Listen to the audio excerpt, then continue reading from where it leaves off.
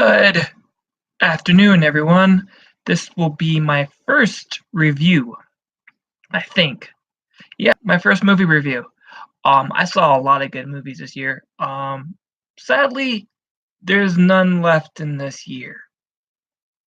I saw five major bangers, and then that's about it. Like, there was only five good movies this year. Everything else was just like crap animation. Everything else, it's just whatever. I will be doing five movies in their descriptions will be explicit detail of what I enjoyed and how I enjoyed it, as you could say. All right. So first one on the list is Black Panther. Now, before I get hate slammed for this movie, my dad is black. I am adopted.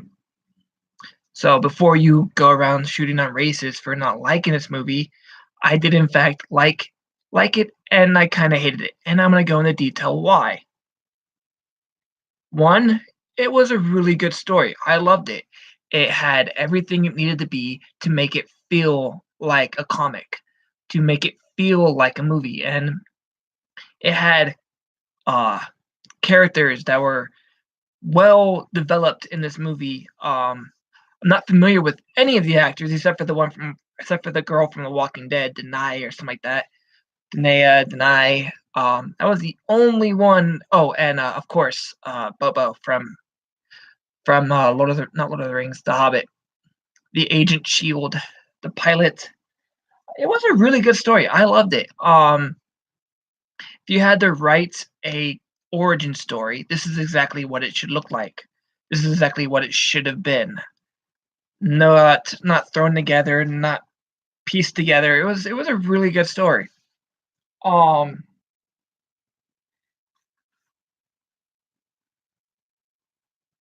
I already put that. Uh, I loved how he was brought up into this city where he has no idea of what he wants to do, and he had no reason to go into the public eye. He had no reason to go into the city out of Wakanda, which was really cool. And then this guy named Claw came, which we saw from Ultron. He brought up and he had these guys steal some iridium, not iridium, vibranium. My bad, I have Borderlands 2 on the mind. Um, so yeah, it was a really good to see him in the public eye, and everyone's like, "Who is this guy dressed like a panther? Like, what?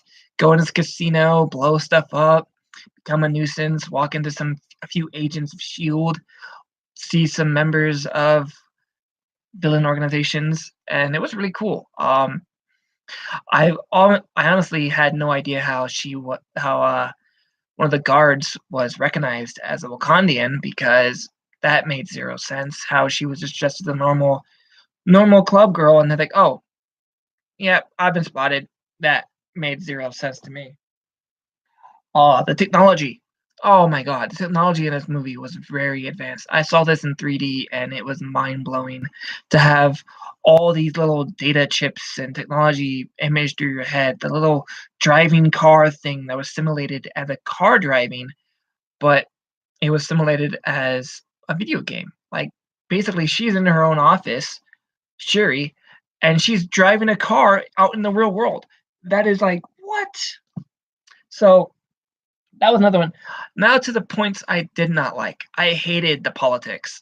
I hated it. I know from the whole standpoint of Black Panther, it's all about politics and generals and kings and queens and trials and tribulations, but it was just overdrawn. Um, how the kings are the main and the betrayals, it was just a mess. I didn't like the whole political view aspect of it. I did love it being put in the movie. I just didn't think it should have been the focal point of the movie. I love the history and the texture of the film. It really felt like you were actually in the city of Wakanda. Um, Vibranium everywhere. Hey, what's up, Andre? If you guys have any questions, I will answer them after these reviews. There's five movies to go over, so If you have some patience and listen to me talk, I would love to answer all your questions about these movies. Um, but yeah, the history and the texture of the movie felt really real, and I loved how if you've never been to Wakanda or to that side of Africa or that side of Brazil, wherever Wakanda is theoretically on the map of the Marvel Universe, it made you feel a part of it with the whole sacrificial trials and the buildings and the towers and the landscape and the nature.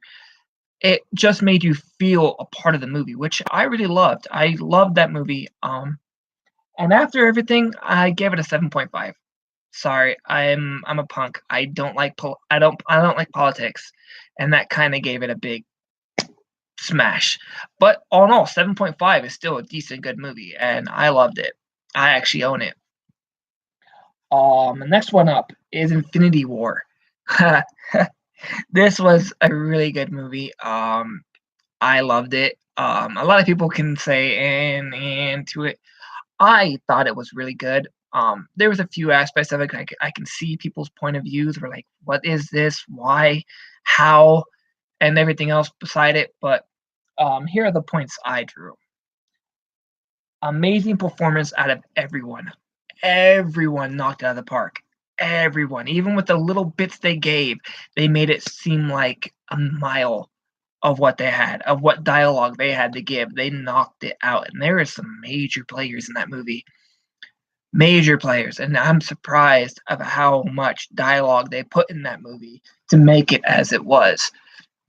You got the whole Doctor Strange, Bruce Banner, Tony Hawk, not Tony Hawk, damn it, Tony Stark, um, and everyone else, Spider-Man, Thor, the Guardians of the Galaxy, uh, Black Widow, Black Panther, Shuri, Daenerys. I don't know how to pronounce her name, but it was a really good story, and I loved it.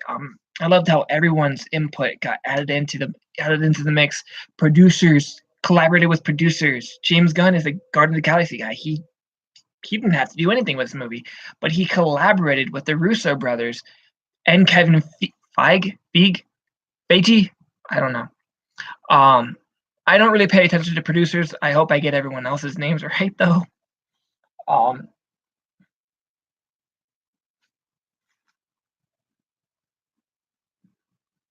I love the I love the classic feel of the comics. It actually felt like a comic movie. It actually felt like it was written in comic form and then put on the big screen. It was really cool to see that. I liked all the little hints and jabs over there, and everything was all written in dialogue, and how each person got somewhat of a communication with each other. Like Peter Quill got to talk with Spider-Man. Peter Quill talked to Doctor Strange. It was great seeing all these star players interact with each other and not make it feel awkward. Like, hey, you're invading my movie. Hey, you were in that movie. No, it felt like it felt like a collaboration, and I loved that movie.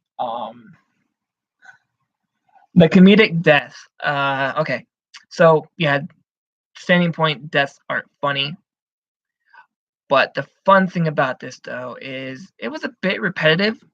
It was death, funny, death, funny, death, funny, death, funny.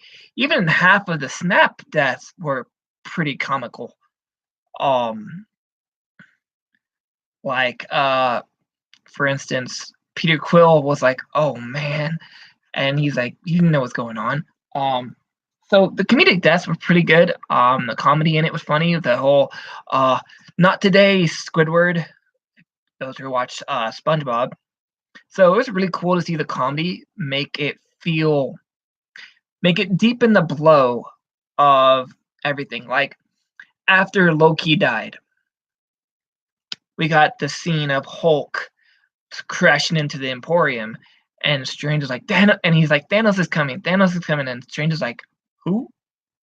Like we don't know who Thanos is. Like what? What are you trying to say here? So it was fun seeing all this a big death scene and then have a nice little comedy feel in it to deepen the blow. That didn't help at the end though. Really solid story. I loved it. It felt emotional, got people's attention. Um, had a little dialogue box in there for mother and daughter, uh, uncle and son, basically with Tony and Peter. Uh, Friendships bonded with Thor and Rocket. So it was a good story. There was a feeling like it could have been a bit forced. Like, I mean, I know they had what, a 3-hour time frame, 3 hour and a half time frame, and they tried to rush all the scenes a bit. Um, the Thanos snap. Yeah, okay, let's get into that bit. The Thanos snap. I don't like how that's pronounced. The Thanos snap. I guess it works. Um, there was a lot to cover with this, and it was pretty interesting to see it happen. Like, if I were to dissect everyone that was snapped, for instance, it would be half of the new Avengers, and it would be half of the people that have basically polluted the world, did some really bad things. So I'm gonna name them down. Doctor Strange messed with time, and according to Thanos, that is a crime. That's definitely a crime in the Marvel world too. You don't mess with time. Um, the Guardians of the Galaxy are outlaws. Um, Even Agents of Shield, when they got snapped, they basically caused all this friction by taking the cube and starting the Chitarian War. So all these people were snapped, but the good people were left behind, like Captain America, Black Panther. I don't know why he was snapped. Maybe to fill in a gap. Um, but it felt, and then at the end, where Thanos gives some dialogue to Tony that you've earned my respect. At the end of this, I will spare you. So I don't know if Thanos has the power to snap who he wants to snap, or the fact that he just snaps the undeserving of life kind of snap. So it was kind of odd, but it was interesting to see him spared after Thanos said he would spare him. So I don't know. I may have to do more research on that to see if how much Thanos has power of the snap. That's enough dialogue on the snap, and that's like the 8th time I said snap in this video. There's an action for you. Good guy Thanos. All right. He was supposed to be the bad guy, but there were times in the movie where you actually felt really bad for him. Where you actually felt like he was the hero of his own story. How he felt like he was doing a good deed by cleansing the planet. When you actually saw the goodness of the planet, where he said, yeah, your planet was on the brink of destruction. I cleansed it and now it's thriving. Yeah, he took out 30 odd million people on that planet, Gamara's family and everyone else. But he said now that planet is thriving and is in a better place. So it made you feel like a hero. And then when he bonded with his daughter, and then he bonded with his other daughter, and then of course that went out the window once he killed Gamora off the Cliff of Souls, I'm gonna call it that. But you felt his pain. You felt his sorrow. He's like, you know what, I need to do this, but I hate how I have to do this. So it was really interesting to see that. It did kind of take away from us hating him, I guess you could say. Like, he was basically a villain, but he was basically an anti-villain as well. Like, he didn't want to do it, but he felt the need to do it. He felt the need to cleanse the world of everything that's bad to make people thrive again. And we got some good dialogue in that. Even at the end, where he's on top of the mountain and he sighs, teardrops and everything else. Like, he's actually sad that he just did that, but he's actually happy that it's now gonna evolve into something beautiful. Okay. Everyone's hating about Peter Quill doing the bullshit, right?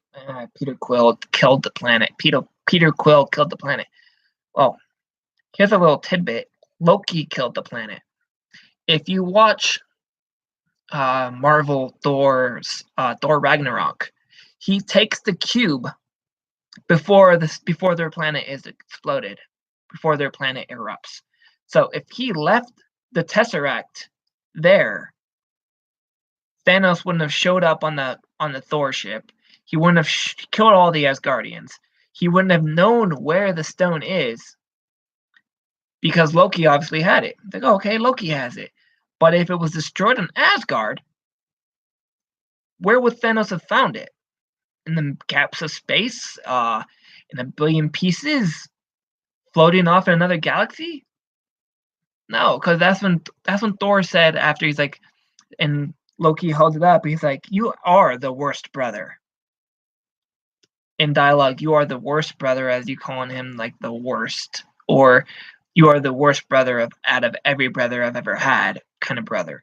Either way, Loki destroyed the planet because he took the Tesseract. Now, out of everything, I gave it an 8.9. 8.9 because the scenes were a bit forced. The scenes were a bit forced. I mean, yeah, they were well written, they were well dialogued, but it felt like, oh, this scene's here, then let's do this scene, let's do this scene, let's do this scene, let's do this scene. There wasn't any patience. There wasn't any footing. There wasn't any time frame. There wasn't any time to gather of what happened before something else happened afterwards.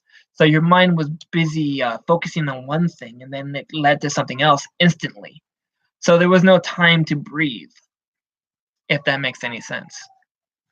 Thus, 2 down. Oh man, this is going to be a long one. So far, I only got 1 view. It's kind of sad, but thanks, I guess. Awesome. Fallen Kingdom. Jurassic World, Fallen Kingdom. Probably the best movie I've seen this year. That's pretty a big statement after everything that's been going on with that franchise. Yeah, I had actually nothing. Oh, wait, I have one thing to say about it, and it's very minor. There's so much I loved about this movie, so there's going to be a lot to cover. There's going to be a lot to cover, so bear with me and please enjoy the rants of my voice. The story. The story was absolutely incredible. When you first got into the film and you saw them on the island trying to extract the Indominus rib bone, which is kind of poetic because that's how females were born in the biblical times, apparently. So that was pretty cool. And everything else afterwards was pretty interesting. Like after that distraction, and then they go into the Save the Dinosaurs facility, and there's a news story of how a volcano is about to erupt on this planet. So then you have politicians, and you have eco-terrorists, and then you have the Save the Dinosaur people collaborating and trying to figure out what to do. And then you have Dr. Malcolm, Ian Malcolm, Jeff Goldblum, my hero. Then you have him discuss like, and you should just let the planet burn. What? Let life take its course. Let God fix our problem. Let God fix our mistakes. Let life find a way. Let life fix our problems. And remotely, they decided to do it. But then afterwards,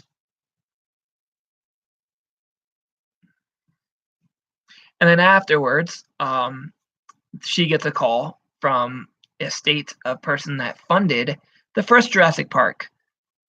Apparently, it was his assistant or second hand in the command. I don't know. So it was really interesting. Like the story really took off from bullet point to bullet point to bullet point, and it left no dry space. It left nothing in gaps. The comedy was amazing. The horror scenes were amazing. The dialogue was amazing.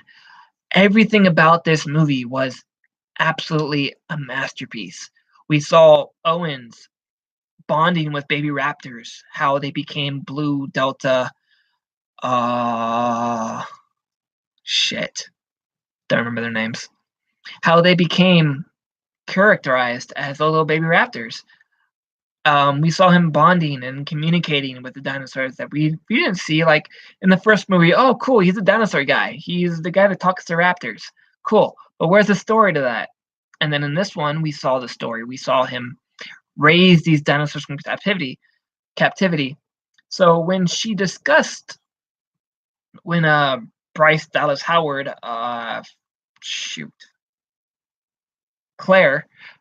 When Claire brought up story, like, "You raised these raptors. Do you want them to die?" And he's like, "Yeah, I do." And we're just like, "Wait, what? What? Go out there and save your babies. What the hell's wrong with you?" So that was pretty great. That scene did make me thirsty, by the way. I was jealous they were drinking beer in front of me. Not cool. Um, the horror. The horror I loved. I loved how it felt like the original Jurassic Park movies. Like the first Jurassic World movie had too much story in it to have horror in it. Like the only horror scenes was the Indominus escape, the hunting in the woods, and the Velociraptors turning on the security officers, I guess you could say. So that was only the horror part, but this one had so much. You had the Indominus, you had the Indoraptor go insane. You had the Baronex in the little sewer scene. That was pretty interesting. I don't know how he got in the sewer. That's mind blowing. You had the Carnotaur chasing down the little geosphere. It was very interesting, and the Indominus, the Indoraptor, clawing at the girl, almost grabbing her twice. For instance, the one when she was back in the basement, and the one that she was in her own room. So that was very graphic and horror. Like even the death of the Indoraptor was almost a sacrificial. Like it fell into two other horns of the Triceratops. Like wow. Like if that dinosaur was real, it would have been like holy shit. That Triceratops deserves an award. It just killed the Indoraptor. So that was pretty cool. The unpredictability. When you first see this movie, you have no idea what's gonna happen. You have zero clue what's gonna happen. Like the first scene, you see him coming up and being saved on the ladder, but you had no idea the Mosasaurus was under there and is gonna reach for the guy and pull him off the ladder. You had no idea that the Indoraptor was in that cage when the girl backed up. You had no idea about any of it, and it was just well thought. It was well planned. Even the music before the surprising scene was set up perfectly, so you didn't know something was coming, and that's really hard to do. So I don't think that gets enough credit. Um, the death. Oh yeah, the death of the Brontosaurus. Everyone's crying over that. I wasn't very crying over that. The Brontosaurus was never my favorite dinosaur. I thought it was just a giant elephant. I was never a fan. I'm actually a Compy fan. Compies are pretty cool, little bird-like creatures that click. So I was sad to see them drown. Almost. That was my sad point. I was like, oh no, they're drowning. No, save them. But yeah, everything was amazing. And the only reason why I have one hit against this movie is it was too short. It was only about an hour and 80 minutes. I mean, an hour and 45 minutes. It was a very short movie. And I thought it could have been longer. It could have had something better. But for what it was and for what it grew to be, it was a decent movie. I own it as well, and I gave it a 9.8. That's 2 points from 100%. 10 a point 10 10 rating. Next I have Ant-Man 2. Are you guys still with me? I see nothing. Wish someone would come on here and share it on Twitter, but whatever. Ant-Man 2. The main part why I like this movie, it felt like a comic. It felt like all these comics of Marvel have the whole family-based trauma. Like, I'm doing this for my daughter, I'm doing this for my wife, I'm doing this for my mother, I'm doing this to help you. It felt like a real comic. Like if you were to watch that movie and have the whole cut screens and clip it on each scene and have the whole bubble things over their head, it would have been an excellent visual comic. And I'm pretty sure I think it was. The dialogue was amazing. the banter between Hank and Scott, the banter between Hope and Scott, the banter between Cassie and Scott, the banter between the cops and Scott.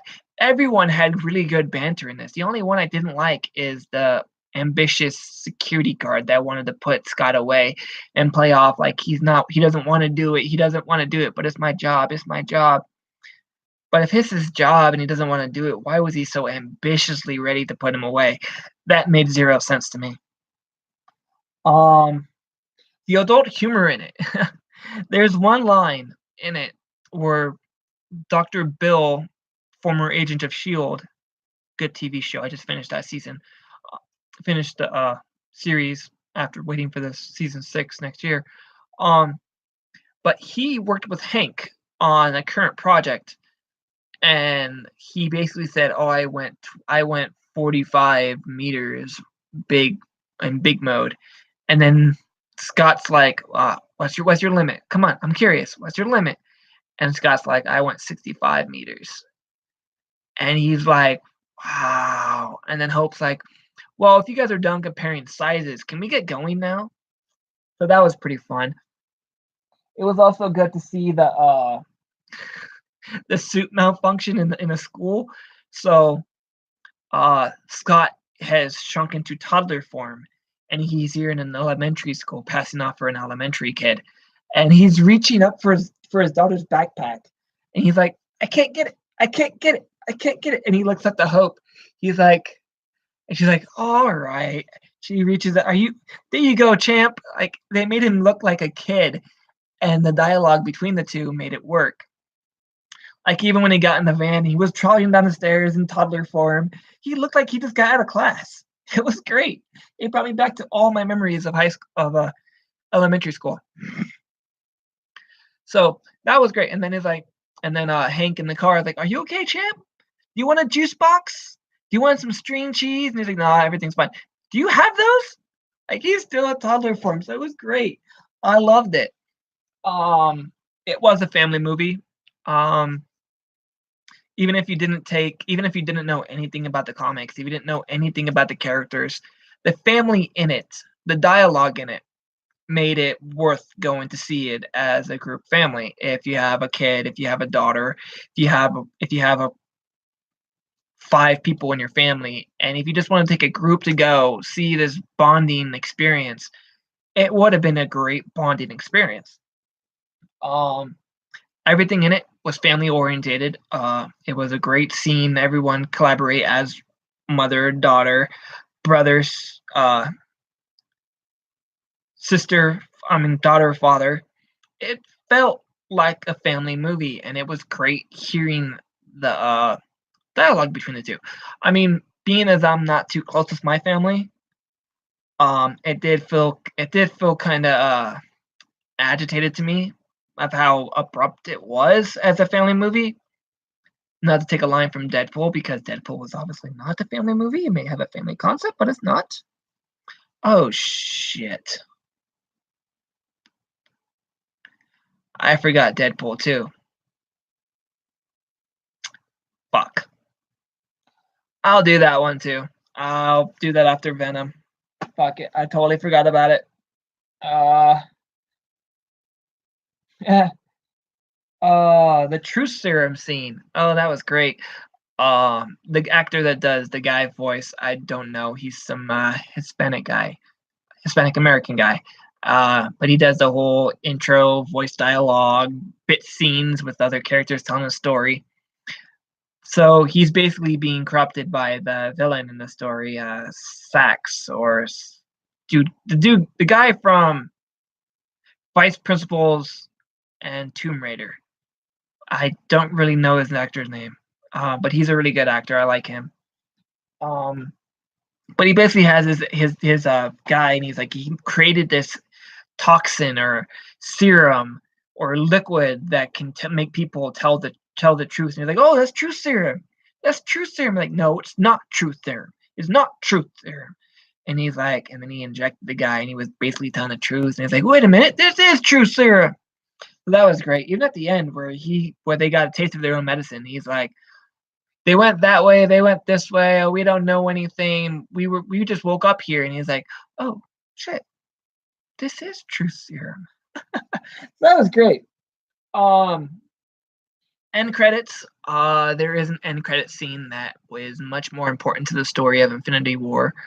They are trying to cure Ghost, so Scott has to go into the quantum realm to gather particles to fixate a anti-quantum serum to cure Ghost, which is Aya, I think her name was. So that was pretty cool, seeing this happen, because we were wondering, like, how does Infinity War collaborate with Ant-Man or all these other movies coming out? So during he's in this little portal thing, it's about this big inside of a van. They're doing buttons and everything else, and they go like, okay, we'll let you out. We'll let you out as soon as you say it. And he's in there for 10 seconds, and he goes, all right, I collected enough. We'll let you out in 5, 4, 3. He's like, hello, hello. Oh, come on, guys, this isn't funny. I know I deserve this. Come on, come on. So he did that little banter between himself, and then after he goes to a scene where dust is flying around the computer systems and everything, and they've been snapped. Which, in a sense, makes sense. You don't screw with time. That's Thanos' realm. So they got snapped because they were unlawfully ready for this world, I guess. So that was great. What I didn't like in this movie that dropped it down to a 9.2 was unnecessary comedy. I didn't like the comedic banter between Scott and the security guard that made him seem like a friend, and then it was just all bad. The only line I really enjoyed was the card tricks that Scott did to impress the cops. Like, oh, how'd you do that? And then at the end, he's like, seriously, how'd you do that? So, I mean, that was fine, but it felt a little soft. I don't like soft comedy. Well, because I don't have Deadpool 2 on the radar, I'll just say this. Deadpool 2 was amazing. I love Deadpool 2. I own it. I own the Super Duper cut that's out on DVD if I want to do some plugs there. I did love all the little X-Men jabs and stuff. Like, he's like, I'm not gonna call them X-Men. I'm gonna call you X person or special X person. I actually have had a battle with that too myself. Like, after watching X-Men 1, I was like, why are they called X-Men? Like, there's like 8 females a part of this group. I don't get it. The X means mutant, right? And men means men. Like, I don't get it. I saw Deadpool's point of view with that. Now, with that being said, then he created the X Force, and oh my God, poor Bob, poor Peter, or whatever his name was, Peter, I think it was. Everyone in that scene was just like, and here's a fun fact: they didn't know they were going to die until they died. The directors kept it shut. Like, that was a great movie. The only thing I didn't like about this movie is there was a few gaps in it that didn't add up or make sense. It was a bit I wouldn't say forced, but there were some good dry comedy spots that were for the fans, but in the movie it made 0 sense. Like when Deadpool told Josh Brolin Cable to say "Shut up, Thanos," and they were like, everyone's like, "What are you talking about?" Like, they're not supposed to know that's actually Thanos. So that part was like, that was interesting. Okay, I mean, I can see where he's coming from, and then he dropped a little Goonies reference that I had to look up. It's like, oh crap, Josh Brolin was in the Goonies. Interesting. So there was a few dry comedy spots that did not come off on the movie very properly. I did enjoy it, but as for a viewing standpoint, it wasn't really necessary. Yeah, that's all I'm going to say on that. Now, to get in the movie I really want to discuss, because this came out a week ago, almost a week ago. is Venom. Oh my god. Since I was 15 years old and I found out about the symbiotes, I love them. Now, here's a clever fact. Marvel can't, I mean, DC can't touch Marvel with this. They can't create anything like it. Marvel has the symbiotes locked down as an idea process, as their own Shark Tank. They can't be touched. That's how great the symbiotes are in the Marvel universe because nothing else can duplicate it. They're originally of their own. So seeing it and after having so many forms of the symbiotes, I've actually been a fan. And it's one thing that drew me to the Marvel universe to begin with was Venom, Carnage, Toxin, Lasher, Scream. All the symbiotes have names and they have characteristics that make them dangerous. So it was really awesome to see that. Um, the story was amazing. I loved it. Um, it was a really good story. I mean, yeah, it felt weird seeing him in San Francisco instead of New York, and his name is Eddie Brock. But they got into that. They got into some dialogue from Spider-Man 3 too. He was run out of New York because of what he did in Spider-Man 3. So they actually name dropped New York in the movie, and that was one of the Easter eggs where it's like, oh yeah, what's gonna happen? I don't want to see you run out of New York like last time. So that was pretty cool to see. The rock bottom scene where he basically did this stupid thing that was against his better judgment. He tried reporting on Carlton Drake, and he went off script. Something you do not do when you have a script or you have a TV boss. So he basically went off script and started asking about the deaths in the lab. He started asking about the suspicious activity. He started about asking about the lawsuits, about the complaining patients, the complaining doctor bills, and everything else. And then Carlton's like, "Where did you get this information? What happened? This was never released to the public." And then later on, you see him being cut off, cut down, and then everything else was done. So he lost his job after that.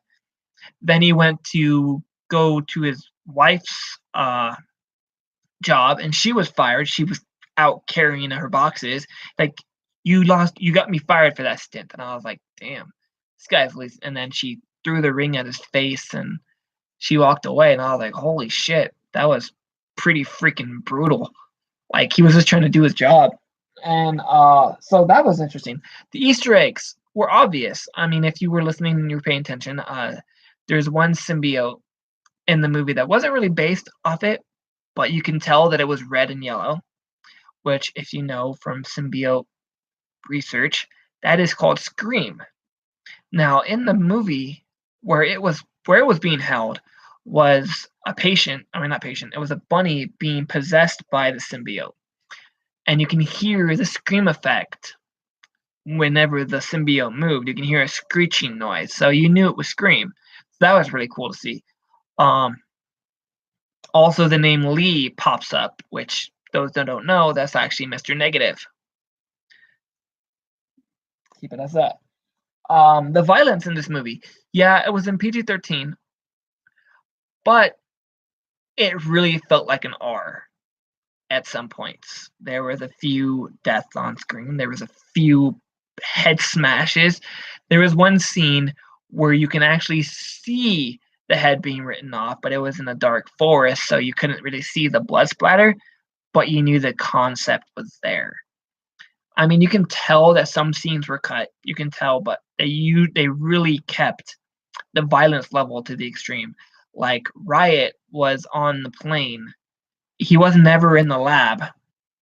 So he was basically possessing people left and right. He finally got to this Chinese market, and yeah, I don't want to drop anything more than that because there was a lot of death in this movie, and some of it did feel like PG-13 crossing the line kind of thing, which actually made it cool. But as for getting the rated R, you can obviously tell why it dropped. That's my only complaint about the movie. The humor in it was a bit awesome. I love the humor. I love the banter between Venom and Eddie and how they were like don't call me Parasite, don't call me this. And then he's like, can we eat this person? Can we eat that person? And then like everything else in it was pretty great. I got an itch on my foot, sorry. So yeah, the movie was absolutely amazing. And when the director's cut comes out, which they said they would release if the movie was successful, I will be getting it. I will definitely be getting the director's cut. I love Venom. I love the symbiotes. There was an end credit scene that maybe I should spoil, but it was about Carnage. I do not know how well Woody Harrelson can play that character. I was going more for Cameron Monaghan from Gotham. I think he would have played a very young psychopath, but maybe they're going for the older look. It is Sony after all. I wouldn't expect them to go young, but I don't know. His curly hair at the end was just like mildly confusing because you can obviously tell it was a wig. I mean, you can obviously tell it was a wig. So, and then him, like, yeah, he had the whole psychotic facial features and everything. I was like, I'm gonna do this, I'm gonna do that, and at the end, it was just like, I don't know. I mean, I'm happy to see it. I love Carnage as well. I just think they could have chose a better actor than my doppelganger. Yeah, people tell me I look like Woody Harrelson. I really don't see it. Maybe a little bit. It could be my father. Maybe I am adopted. I don't know who my dad is. Um.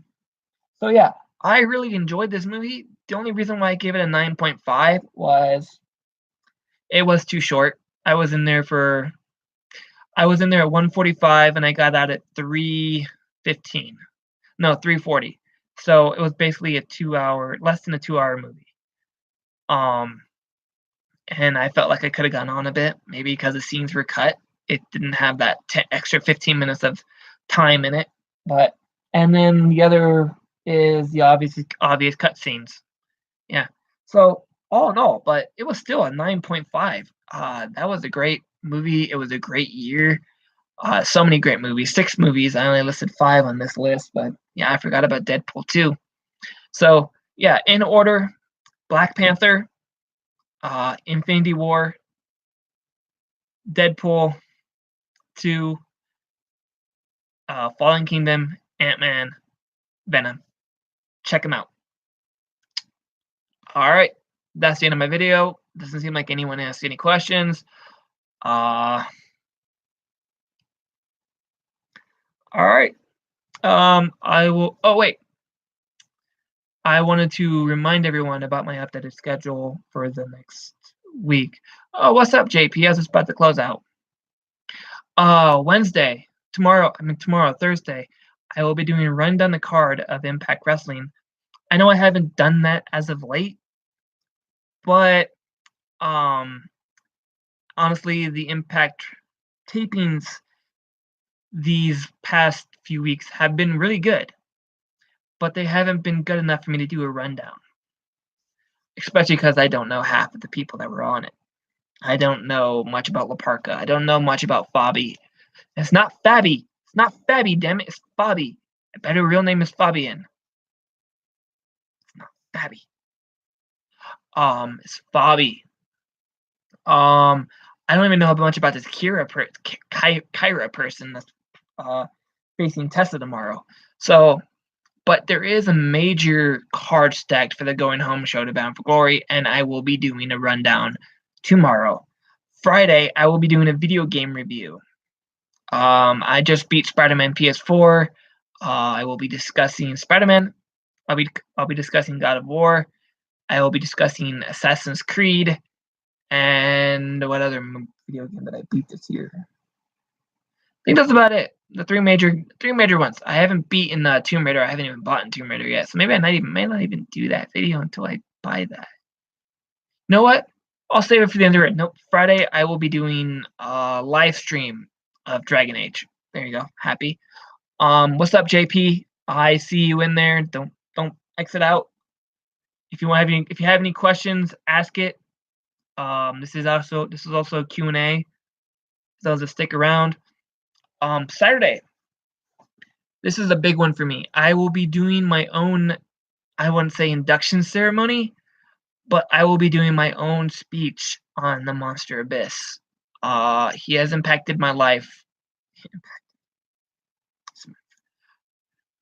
he has impacted my life, and since I cannot fly my ass to New York and go there in person, as much as I want to, believe me, I really want to, I will be doing my own video. I will be catching up on some of his greatest matches the upcoming days, and I'll be running a list of favorites. I'll be running a list why he's the man or the monster. I will be making a very thought-spoken video on why the Monster Abyss is a great candidate, and he'll be getting a lot of love from me. Sunday is Bound for Glory Day, and I will be doing a rundown the card because I'm pretty sure by then it will be updated. There are a few matches that need to be on the card. I mean, I don't understand why there's only 6 matches so far. Let's see. There's the OVE, the LAX, the 2 championships match, the tag team. There's 5 matches so far. OVE, tag match, 2 championships. Yeah, there's 5 matches. There should be 2 more.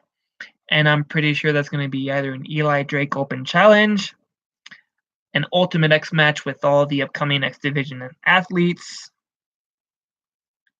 Yeah, it should be 8. I mean, Slammiversary had 8 matches. I mean, there's still 4 days, and a lot of things are negotiating, so we might get some surprise matches for those that order the pay-per-view. Who knows? Impact has done that before. Like, they only promoted these matches, but yet there were 3 other matches on the card that were just absolutely amazing.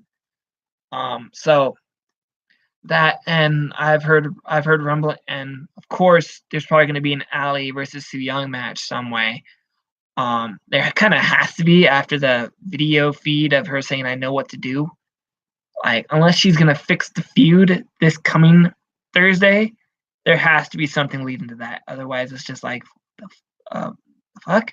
So that's it. Monday I will be sleeping. Tuesday I will be sleeping. Wednesday I'll be sleeping, and Thursday, depending on what's going on, I'll probably do running down the card. This would be my first 5-day activity, I think. No, 4-day activity. So if you want, catch. Let's hope there's an Ultimate X match. There should be. I mean, they have too many good talent that they can call up for it. They can do Jake, Jack Evans, the 3 guys from Ohio or somewhat Canada, Ace Austin, Trey Miguel, Zachary Wentz, Jack Evans, Aerostar. They can pick up Drago. There's a lot of. They can have an international Ultimate X match, which would be freaking amazing. To have like a contract hung on the rafter for an X Division title match. Desmond Xavier, yes, he should be on there. So I've also heard rumblings about Juice. I kind of wanted to elaborate on that. Everyone's getting excited that Juice Juventud Guerrera, is that how you pronounce his name? Might be or will be there, and I'm like, I don't think so. I mean, like from the movie Thor, is he though? Because he announced it. Impact has no clue. They didn't promote it. They didn't do it. I think he's just teasing it. I don't know.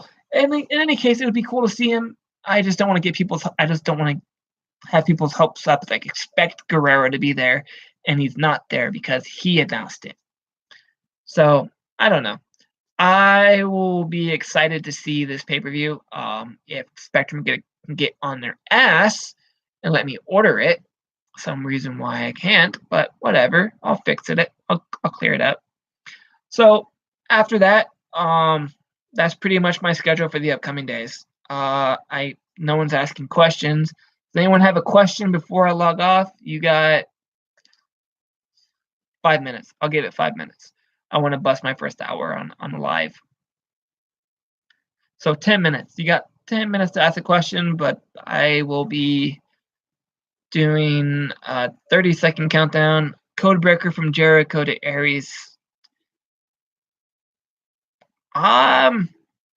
People are wondering about that. Like there was a video or thing that they're trying to do a plot twist that Jericho will cost Johnny Impact the match and to set up a match on the cruise, Aries versus Jericho for the Impact World title.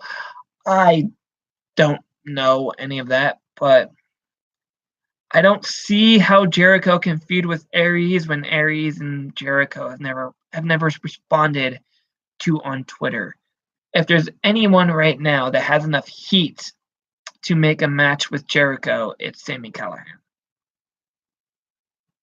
He called him out. He caused the cruise. He's been retaliating against Jericho. I mean, it's just money right there. That just makes sense to me. But anyways, that's my video. Thank you all for watching, and I will be back tomorrow, probably around the same time, 3-ish. 3 sounds like a good time frame for me now. So, peace.